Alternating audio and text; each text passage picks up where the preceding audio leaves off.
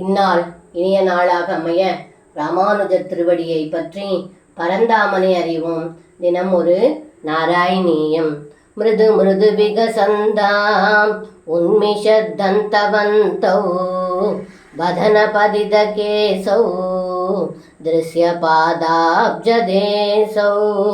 புஜகலிதகராந்த யாலகத் கங்கனாங்கௌ மதிமஹரதமுச்சைः பஷ்யதாம் விஸ்வரூணாம்.